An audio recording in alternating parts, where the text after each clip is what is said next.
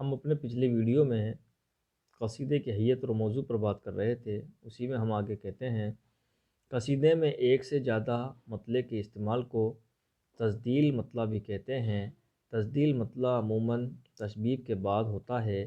بعض قصیدہ نگاروں نے قصیدے کے ہر عنصر کے لیے علیحدہ مطلع کا استعمال کیا ہے۔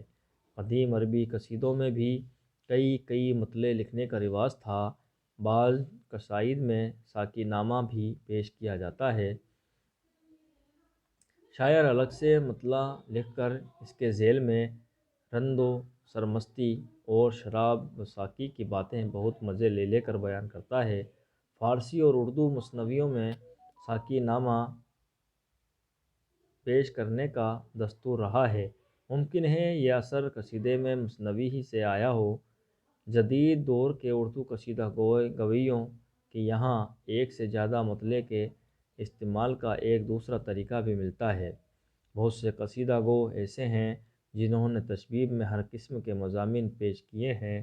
ان کا طریقہ یہ رہا کہ جتنے مضامین ہوتے ہیں ان میں سے ہر ایک کے لیے الگ الگ مطلع لکھتے ہیں۔ اردو قصائد میں غزل کی شمولیت کا بھی رواج رہا ہے اور مدح و دعا میں الگ سے قطعات بھی لکھے گئے ہیں۔ قصیدوں کے درمیان جو غزل شامل ہوتی ہیں وہ عام غزلوں سے الگ اور قصیدے کے مخصوص فضا سے ملتی جلتی ہیں۔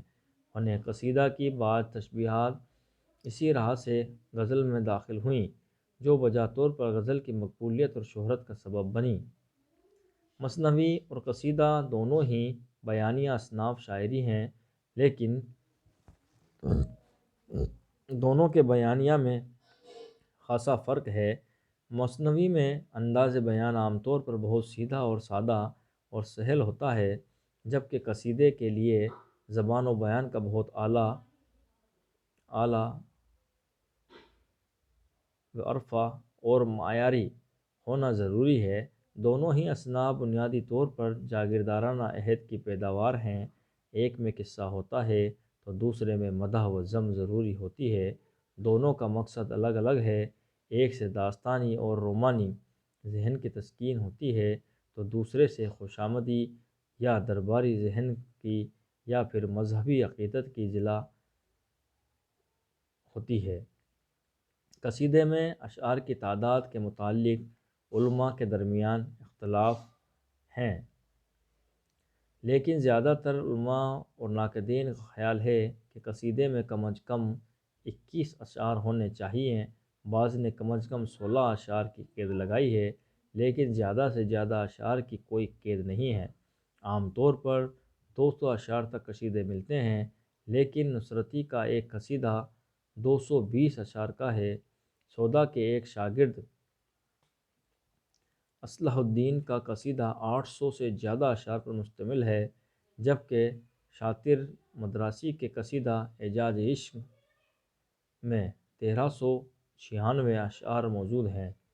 مجموعی طور پر یہ کہا جا سکتا ہے کہ قصیدے کے لیے موضوع جس قدر اہمیت رکھتا ہے اتنی ہی اہمیت اس کی حیت اور شکل کی بھی ہے۔ بعض لوگوں نے مختلف حیت میں لکھی گئی مدحیہ شاعری کو قصیدہ کہہ دیا ہے، لیکن فنی لحاظ سے انہیں قصیدہ نہیں کہا جا سکتا۔ یہی وجہ ہے کہ سودا کی بہت سی مدحیہ رجوعیہ مثنوی اور مخمس کو قصیدے کے تحت شمار نہیں کیا جاتا۔ اسی طرح محسن کاکوروی جو خالص نعت گو شاعر ہیں، ان کی شاعری کو مختلف شکلوں کی مناسبت سے قصیدہ، غزل اور مثنوی کے ذیل میں رکھا جاتا ہے۔ خود محسن فرماتے ہیں، یہ تمنا کہ رہے نعت سے تیری خالی، نہ میرا شعر نہ قطع نہ قصیدہ نہ غزل۔ یعنی سرور کائنات کی تعریف ہوتے ہوئے بھی اپنی تمام شاعری کو محسن نے الگ الگ صنف میں پیش کرنے کی خواہش ظاہر کی ہے۔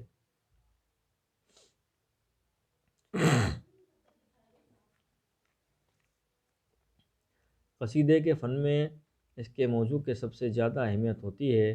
اس کے موضوع کے سلسلے میں عام طور پر مدح و حضو کا تذکرہ آتا ہے، جبکہ قصیدے کی تاریخ اس بات کی شاہد ہے کہ اس کے موضوعات میں بہت تنوع اور وسعت رہی ہے اور اس میں ہر قسم کے خیالات قلم بند کیے جاتے رہے ہیں۔ عربی زبان میں دور جاہلیت کے قصیدوں کے موضوع عام طور پر عشقیہ مضامین پر مبنی ہوتے تھے۔ اس وقت کے زیادہ تر قصیدے اس عہد کے ماحول، ان کی معاشرت، ان کے اخلاق و عادات اور رسومات وغیرہ کی بہترین عکاسی کرتے ہیں۔ ان قصائد میں کوہ و صحرا کی منظر نگاری، قدیم مقامات کی یادیں، عشق و عاشقی کے چرچے، محبت اور اس کے متعلقات، فیاضی، دلیری، خاندانی عظمت، جوش و ولولہ، خودی و انا، فقر و مباحات وغیرہ کے اکثر بیانات ملتے ہیں، اور ان میں تملق، خوشامد اور چھوٹی تعریف کا عام طور پر دخل نہیں ہے۔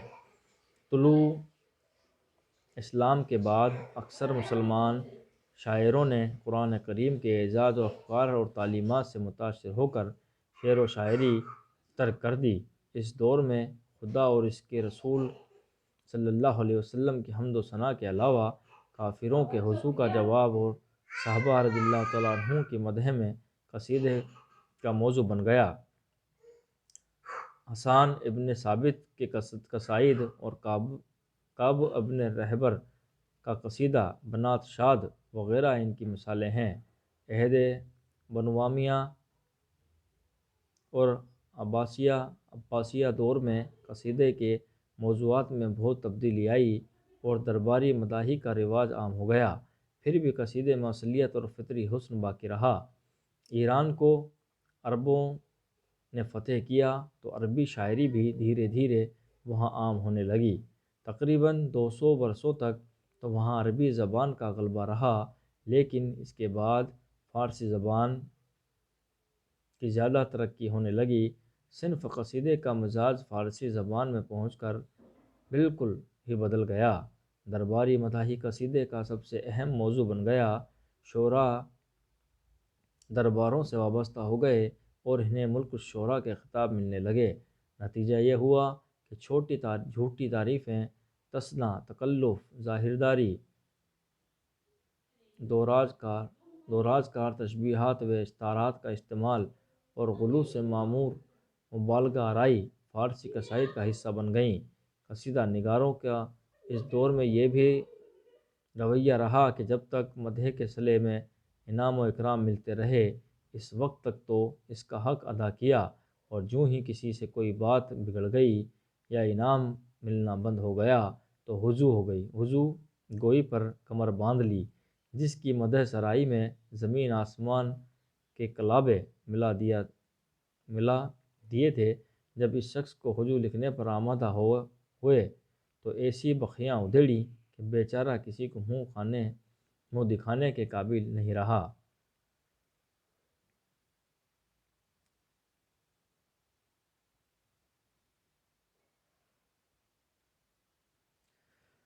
جب قصیدہ اپنی ارتقائی منزلیں طے کرتا ہوا اردو ادب میں داخل ہوا تو اس وقت کا موضوع مفہوم مدح و ذم کی صورت میں متعین ہو چکا تھا۔ رفتہ رفتہ فارسی قصائد تقریباً تمام موضوعات اور خصوصیات اردو میں منتقل ہوتے گئے، غرض کہ اردو قصیدہ نگاری میں فارسی قصیدہ نگاری کا ہی مکمل طور پر اتباع کیا گیا۔ عربی، فارسی اور اردو کے متعدد قصائد کا جائزہ لینے کے بعد مجموعی طور پر قصیدے کے موضوعات کا احاطہ اس طرح کیا جا سکتا ہے: پند و موعظت، علمی برتری، وحییہ دانی، بہار اور برسات کا موسم، خزاں کا حال، علم و دولت، سواری اور اس کے متعلقات، عشق و محبت اور اس کے متعلقات، اپنی بے بسی و خودداری، شکایت، روزگار، جنگ و جدل وغیرہ، ممدوح کے زمانے کے حالات، باغات، محلات و قصور کی منظر نگاری، نبی، انبیاء، ائمہ، اولیاء اور اصفیاء وغیرہ کی تعریف، ان کے اوصاف، جمیلہ، معجزات و کرامات، اخلاق و حکمت، دین سے وابستگی، نسبت، روحانی فیوض، برکات، علمی مرقوں کا حال، اپنی عقیدت و محبت کا اظہار، روزہ، قبا، سرزمی، پیدائش اور اس کی فضا آفرینی، منقبت میں اہل بیت اور دوسرے افراد کی تعریف، واقعات کربلا کا ذکر، اس زمن میں شہدائے کربلا کی شجاعت، علوازمی اور حقانیت کا ذکر، آل رسول کے علاوہ جانشار اہل بیت اور دیگر اصحاب رسول صلی اللہ علیہ وسلم کی مدح وغیرہ وغیرہ۔ حقیقت یہ ہے کہ قصیدے کے موضوعات کو متعین کرنا بہت مشکل ہے۔ بعض قصیدہ نگاروں نے ملکی حالات اور قومی مسائل کو بھی قصیدے کا موضوع بنایا۔ سودا کے قصیدہ تضییق روزگار اور قصیدہ شعر آسوب اور مولانا اسماعیل میرٹھی کا قصیدہ زریدہ عبرت اس کے واجب مثالیں ہیں۔ عربی زبان کی ایک حدیث شاعر و توقان نے فلسطین کے زبان حالی اور جنگ کے حالات اپنے قصیدے میں بڑی فنکاری سے بیان کیے ہیں۔ فارسی میں مشروطیت اور اس کے بعد کے شعراء نے اپنے قصیدے میں بین الاقوامی مسائل کو بڑی خوبی کے ساتھ پیش کیا۔ چنانچہ مولانا امداد امام اثر قصیدے کے موضوعات کے متعلق لکھتے ہیں، اس میں امور دینیہ، حج، قسم، مسائل اخلاق، تدبیر، منزل، سیاست، مدح، مذہب، شریعت و ترقیت، عرفان، توحید، عدل، نبوت و امانت و حورہ، قوانین وغیرہ معاملات خارجیہ از قسم مضامین، مشاہدات، اسماء سماویہ و ارضیہ و مابینہ احاطہ نظم میں ادا کی گئی ہیں۔